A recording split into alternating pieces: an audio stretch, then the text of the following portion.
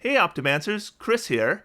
So, I was originally going to release a video today where I talked about the Playtest 6 Paladin in general. And that was going to end up being a very long video because there's a lot to say and analyze in this feature right here, Paladin's Smite.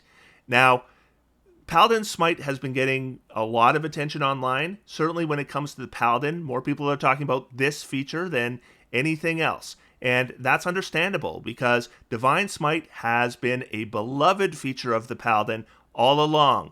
And although we can certainly debate how powerful Divine Smite is, I don't think it's as powerful as some people think it is. There's no debate that people like it and that it's iconic to the Paladin. Then we have Playtest 4 come along and they change Divine Smite. And now you can use it with any weapon, but you can only use it once per turn, and you can't use it on the same turn that you cast a spell. Now, right after this was published, I saw multiple people make the same claim, and they were pretty passionate about it, that there was a workaround, and that was if you were attacking twice, on your first attack you used Divine Smite, and you hadn't cast a spell that turn, so you were fine. And then on your second attack, you could cast a Smite spell, and because you've already used Divine Smite, you don't have to worry about the whole spell restriction. And I am certain that's not how the designers intended this to be read. However, that was the reaction. And like I said, it wasn't just one person. I saw multiple people make that reaction. So obviously, the wording here is just not clear enough. And so what they did is they decided they were going to make Divine Smite a spell. So we can see here at Paladin level 2, you're going to have automatic preparation of the Divine Smite spell. Now, the reaction to this that I've seen online has been overwhelmingly negative. And it's pretty clear to me why that is. First off, it is jarring to see Divine Smite as a spell. We're not used to Divine Smite being a spell, and that is going to rub some players the wrong way. The second thing is, this Divine Smite spell requires a bonus action to cast. So that's just a nerfing, right? It didn't use a bonus action before. Now it's going to use a bonus action. And so people look at it and they go, well, this is just worse. And this is an unnecessary nerf to the Paladin. And therefore, I'm not happy about it. And I totally understand.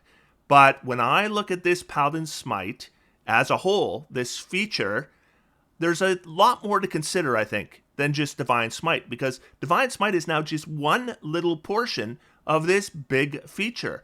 And let's look at what else is here. We have Thunderous Smite, Shining Smite, Blinding Smite, Staggering Smite, and Banishing Smite. These are now all automatic preparations for any Paladin, and they're all Paladin exclusive spells. So these are part of the class feature, and there's no more loss of class identity where clerics are taking these spells. They can't access them. These are just Paladin features now. And in addition, you'll notice here it says you can cast one of your prepared spells from this feature without expending a spell slot, and you must finish a long rest before you can do so again. And what that means is, if I have a 9th level Paladin, I can cast Blinding Smite at least once without expending a spell slot, and that is something we should consider as well. But the main thing I think we need to consider is, if Divine Smite is just one portion of this feature, how good is the feature as a whole? And that's really going to depend on the other options. Thunderous Smite, Shining Smite, Blinding Smite, Staggering Smite, and Banishing Smite, we know they got improved in Playtest 4, but how do they look in Playtest 6? Are they good spells? Is this a good class feature for the Paladin? And I think that's going to require going through these spells and just analyzing them. And there are 2 Smite spells that are not on this list, and those are not Paladin exclusive. Those are Searing Smite and Wrathful Smite, and I think we should take a look at them at the same time. So let's do that. So first off, let's look at Divine Smite. This is now a first level Paladin exclusive evocation spell. So the big change from both the 2014 Player's Handbook and Playtest 4 isn't really that this is a spell now. It's that it requires a bonus action. On its own, this limits Smite to once per turn and prevents combining it with any leveled spell. And at least in regards to this playtest, you could combine it with a Booming Blade or a Green Flame Blade, because if you cast a bonus action spell, you can still cast a cantrip with your action. So that should be legal. The other change from the 2014 Paladin Smite is you can apply this to an unarmed strike, but it can't be applied after hitting with a ranged weapon attack like it could in Playtest 4. But what you can do, however, which you definitely couldn't do with the 2014 Player's Handbook Paladin, is you can apply this to a thrown melee weapon. So you can smite with a thrown javelin, for example. And I actually like this compromise, as it prevents Paladin smiting at the longest ranges, but with thrown weapon attacks, which usually don't have as much range, I think it's okay to smite. The damage amount, damage type, and scaling with spell slot levels is all going to be familiar. And honestly, I have to say, in my opinion, I don't mind this so much. It's using my bonus action, but it's more clearly worded, and I'm getting the opportunity to smite with thrown weapons. I might be in the minority on that though, because I can totally see how this might ruffle some feathers. I think even if they had kept it mechanically the same, but made it a spell, it would still rub some players the wrong way. I think a lot of people don't like the idea of it being a spell. So I'm curious what kind of survey feedback they're going to get with this. So for the other Smite spells, let's start at first level and work our way up. So this is the 2014 Player's Handbook version of Searing Smite. It's a first level Smite spell, and here's the quick rundown. It's melee only. You cast it with your bonus action before you attack. It uses your concentration, and as long as you hit a creature before your concentration ends, they take an additional d6 fire damage. Then at the start of their turns afterwards, they make a Constitution saving throw to end the spell. And if they fail the saving throw, they take a d6 more fire damage, and the spell continues. They can also end the spell by using their action to put out the flames, or another creature can also end the spell with their action.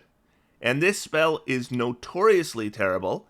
It's basically a first level concentration spell that is not unlikely to deliver a d6 fire damage. If you upcast a spell, you got an additional d6 damage, but only on the initial damage. Playtest 4 changed it so this worked with ranged attacks and unarmed strikes, and the bonus action was used after the attack hit. The option to end the spell by using an action was removed.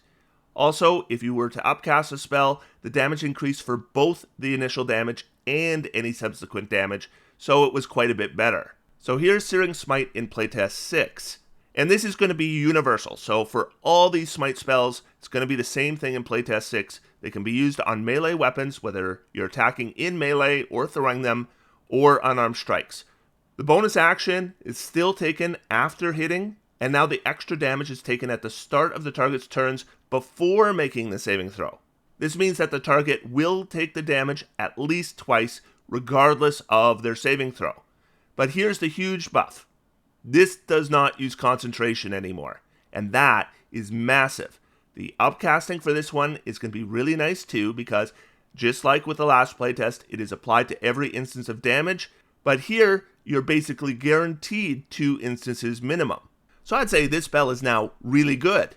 And this is not a Paladin exclusive spell, so I could see clerics looking really hard at a spell like this, especially with their increased ability to upcast it. So here's the 2014 version of Thunderous Smite, and it's the same deal that we see with the 2014 Smite spells pretty much universally. The bonus action is taken before attacking, you have to use concentration, it's melee only, though that's not universal, but in this case, you have to use melee, and on the Paladin's first hit, they do an extra 2d6 thunder damage, and the target makes a strength saving throw, or is pushed 10 feet and knocked prone. This one, at least for its level, is better than most of them, believe it or not. Now, Playtest 4 made it a lot better. The melee restriction was removed, you could apply it to unarmed strikes, the bonus action was taken after hitting, they added the ability to upcast for an additional d6 damage, and the big one, concentration was removed from the spell. So it got a massive makeover in Playtest 4. So here it is in Playtest 6, and they've pretty much preserved it, except for the whole thrown melee weapons for only ranged attacks thing. This is also now a Paladin exclusive spell and an automatic preparation from first level. So whenever your Paladin smites, regardless of their level, you can choose the 2d8 radiant damage or 2d6 thunder with the potential of push and prone. And I could see making that trade-off very easily. So here's the 2014 version of Wrathful Smite, generally considered the best smite spell in the 2014 Player's Handbook. It has a standard bonus action before attacking and concentration thing, melee attacks only, and it only adds a d6 psychic damage. But there's a wisdom saving throw, and on a failure, the target gains the frightened condition, and as long as the paladin maintains concentration, if that saving throw is failed, it is really difficult for the target to get rid of the condition, and that's why this is considered good. In Playtest 4, they made the standard change of when the bonus action was applied, and the ability to add it to ranged attacks and unarmed strikes was added, and upcasting was included for an additional d6 of psychic damage. This was the one smite spell, though, that had a notable nerfing, as now the target got an additional saving throw at the end of each of their turns to end the effect, so that whole super hard to remove the frightened condition part of the 2014 version was removed. So here's our Playtest 6 version, and obviously we have the change where it works with melee weapons, whether it's a melee attack or a thrown weapon, as well as unarmed strikes. They've also changed the spell school. It's now a necromancy spell instead of enchantment, and I guess in line with that is the damage type is now necrotic instead of psychic. I think they did this because there is another smite spell that does psychic damage, and so just to give you more variety, I suppose. Otherwise, it is the same as Playtest 4 version with one very notable improvement. It also no longer requires concentration. Now, I think it's debatable whether this version is better or worse than the 2014 version, but I think it's clearly much better than the Playtest 4 version. This is the other smite spell that's openly available on the Divine spell list and isn't an automatic preparation for paladins. So that covers all the level 1 smite spells. So let's move on to level 2. So this is the 2014 version of Branding Smite, and a lot of familiar things here. The bonus action before attacking, the 1 minute duration with concentration, and Branding Smite deals 2d6 radiant damage to the target, and if it's invisible, it loses its invisibility. The target sheds a bit of light and can't become invisible again for the duration of the spell, and you can upcast it for a d6 more damage. I wouldn't call this a good spell, but one thing that is kind of special here is it's not restricted to melee attacks, so you could do a Branding Smite with a bow, for example. In Playtest 4, they renamed Branding Smite to Glimmering Smite, and when you use the bonus action, had the usual change. It became after you hit instead of before you hit. The ability to add it to unarmed strikes was added, but of course it already could be applied to ranged attacks, so there was no change there. Glimmering Smite added one huge benefit though. For the duration of the spell, attacks against the target had advantage. I mean, that's a huge buff, and might even be better than the damage. Though it didn't say the target couldn't become invisible again, so there was that one little nerf. So they've renamed it again, and I'm not sure why they keep renaming it, but now it's called Shining Smite. The usual change for the types of attacks allowed, but they've added back in the stipulation that the target can't become invisible again. So Glimmering Smite was a bit of a standout as a really nice smite option in Playtest 4, and it's still looking really good in Playtest 6. This one didn't have concentration removed, but it was made Paladin exclusive and is an automatic preparation, and I think it's probably worth the concentration. So here's Blinding Smite from the 2014 Player's Handbook. Standard bonus action, 1 minute concentration, melee attack only stuff. You deliver 3d8 radiant and add a constitution saving throw or the target is blinded for the duration, with an additional saving throw at the end of each of the target's turns to end the spell. With Playtest 4, we have the revised bonus action use, any weapon or unarmed strike, an upcast option for d8 per spell level, and the big news was no concentration. Big buff. Surprisingly, with Playtest 6, it's been buffed again, and it's a pretty big buff. So we still have no concentration. Obviously, there's the unarmed and melee weapons only, but get this, there is no saving throw to avoid the blinded condition. You hit, you do the extra damage, and the target is blinded automatically. Then they get a saving throw at the end of each of their turns. So wow, this is quite the spell. I mean, think about it this way. If you did a Divine Smite at 3rd level, you do 48 radiant damage. Here you're doing 3d8 radiant, and the target is blinded. So that's 1d8 you give up to apply the blinded condition. That is a good deal. This one is also Paladin only now, and an automatic preparation. Now, the reason I've been putting the 2014 Player's Handbook spells up on the screen for you is because my assumption is that a lot of you are probably unfamiliar with these spells. Like, you know they exist, but you also probably know they have a reputation for not being very good. So when you see a spell like Blinding Smite, you're going to think, it's probably not worth my time and effort to investigate and see if this spell is any good. I'll just move past it and pick something else. And you are 100% correct. It is not worth your time and effort. But I also said there are exceptions, like Wrathful Smite's actually a fairly decent first level spell. And now we have a 4th level Smite spell, and this one is something else. So Staggering Smite. Now, you hit a creature, it's got to be a melee attack, and it does have the bad stuff. Like, you got to use your bonus action before you make your attacks, and that's not ideal. It's going to use your concentration, and that's not ideal either. And it only works with melee attacks, again, not ideal. But you get past all that stuff. Well, you're going to do additional 46 psychic damage to the target, so obviously that's going to be a lot less than the 5d8 radiant damage you get from just a regular smite. So what we're looking at here is the rider, so check out this rider. The target must make a wisdom saving throw. Now, it's unfortunate that, yeah, you got a saving throw, and if they make it, nothing's going to happen to them. But check out what happens to them if they fail. On a failed saving throw, it has disadvantage on attack rolls and ability checks and can't take reactions until the end of its next turn. Yeah, that's a 4th level spell. You fail a saving throw against a 4th level spell, and you're going to have one turn where your attacks have disadvantage, and the spell ends. And that's the whole spell. It's so awful. So Staggering Smite is just so much worse than the 2014 Smite spells, which are all bad, or most of them are bad, like Blinding Smite, Searing Smite. These are not good spells, but Staggering Smite is stunningly awful. And it's convenient that it's stunningly awful because that's one of the ways they fixed this spell. So in Playtest 4, they really did do a good job of fixing Staggering Smite, because obviously it's going to require some major revisions. And the first thing they did is if you fail the wisdom saving throw, you're stunned. Okay, stunned is something. And it's going to last until the end of the Paladin's next turn, and so they increased the duration of the effect, and that's good as well. And of course, they fixed the bonus action, so it's after you hit. You could do it with any weapon or an unarmed strike, so that was better. And very importantly, they removed the concentration. So you do all those things. Fix the bonus action, take away the concentration, it stuns them now, which is a good effect, and it lasts until the end of the Paladin's next turn, and you end up with a spell that's not half bad for 4th level. And so that was quite the accomplishment. But yeah, the 2014 Player's Handbook Staggering Smite is so funny. It's just so bad.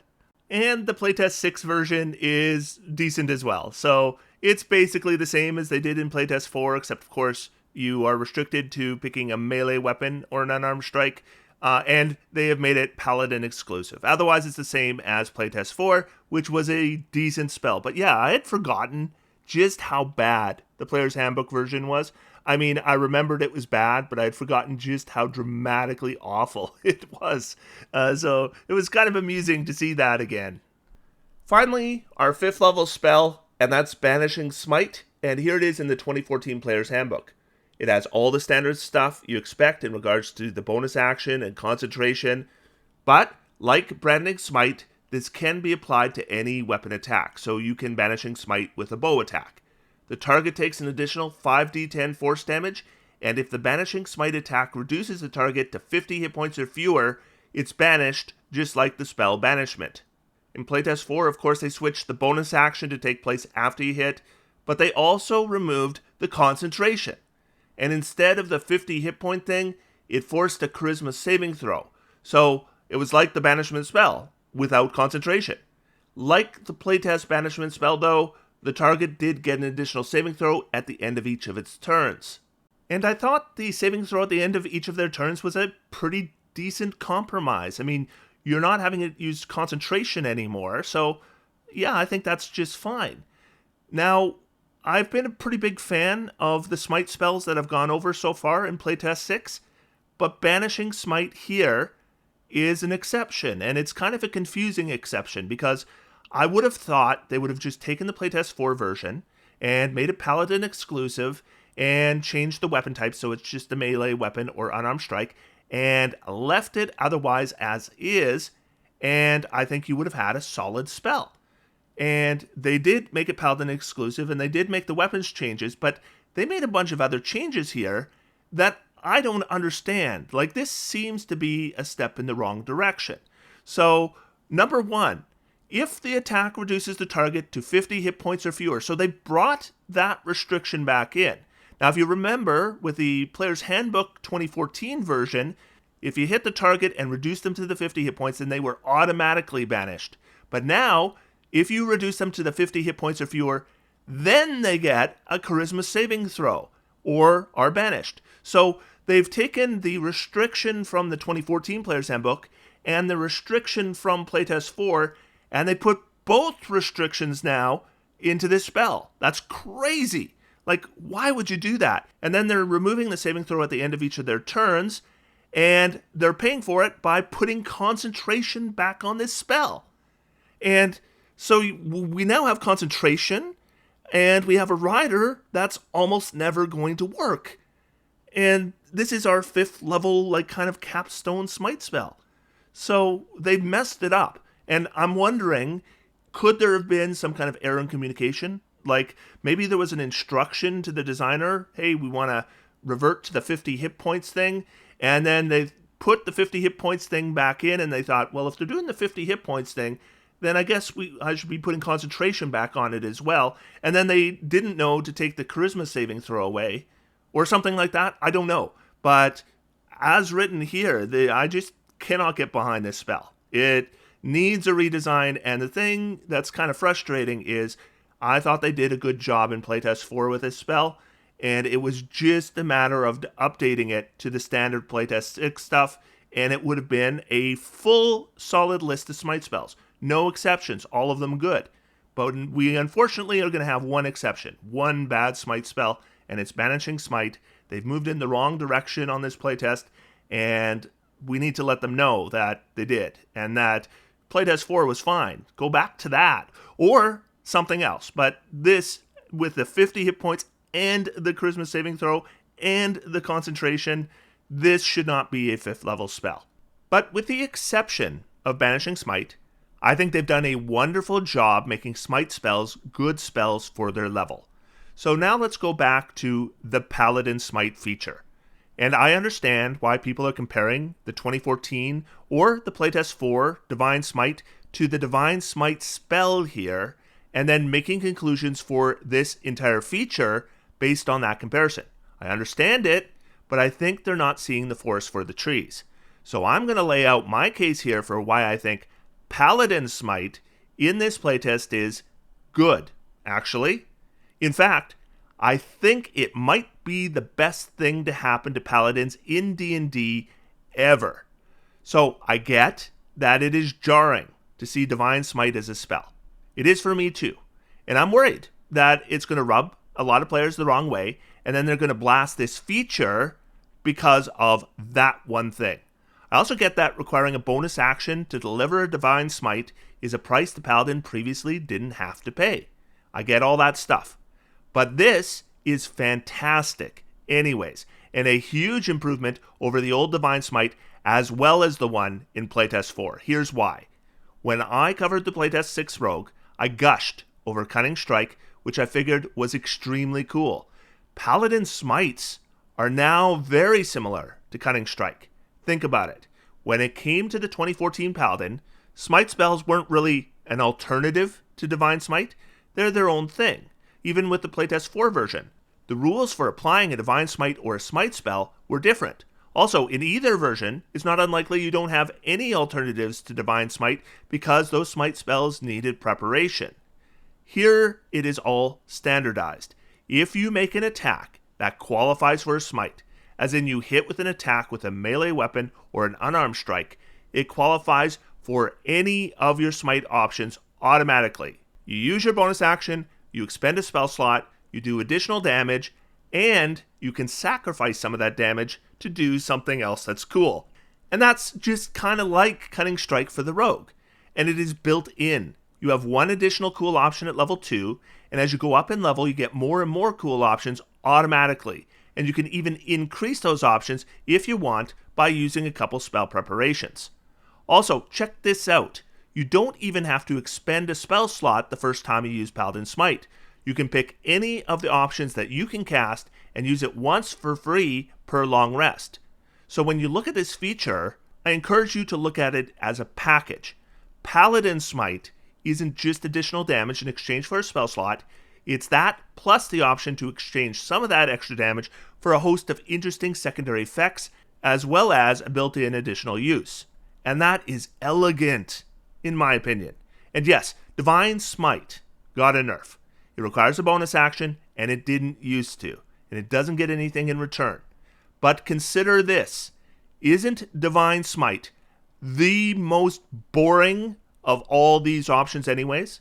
Like, our most boring option became a little less desirable, and instead all the cool, interesting options have become more desirable, with the exception of Banishing Smite. That one needs a redesign. But the rest of these are great. I would expect with this playtest, the Smiting Paladin will more often than not be applying interesting smites that do something cool. I hear all the time from players that they want their weapon users to do more than just attack, do damage, attack, do damage. If that is something that you would like to see changed, well, here it is for the Paladin, handed to you on a silver platter, and all you have to do is go on the survey and say, yes, I want this. And you got it. And if this goes into the 2024 Player's Handbook as it's written here, I'd be perfectly happy. But there is one thing I think they could do to make it better. And that is, I look at two of the spells on this list, Shining Smite and Banishing Smite, and both of them require concentration. I think if they got a version of those spells that didn't use concentration, then it would be much better. Like, Banishing Smite should be easy. Just use the Playtest 4 version, update it for Playtest 6 with the, new weapon and Paladin only, and it's fixed. Then, with Shining Smite, you'd have to find some way to scale it back a bit to justify taking away concentration. But if you did that, then a Paladin who was concentrating on a spell, who wanted to deliver a smite, would be able to choose from any of their applicable options, and they wouldn't have to worry about concentration. Talk about standardizing everything. Just smite spells don't use concentration. That would be better yet. But this here is still just such an improvement to the Paladin in terms of being interesting and being able to do cool things besides just damage. So when I fill in my survey, I'm giving this a huge thumbs up. But what about you? What is your opinion of the new Paladin Smite? Do you just wish they kept the 2014 version? Because, they could just revert to that, and if they get enough response, they probably will. Is that what you want? And if so, then you should let them know. But let me know too, down in the comments down below. I'm going to sit back, relax, and have some fun. D&D is for everyone. Thanks, everybody, and I will talk to you soon.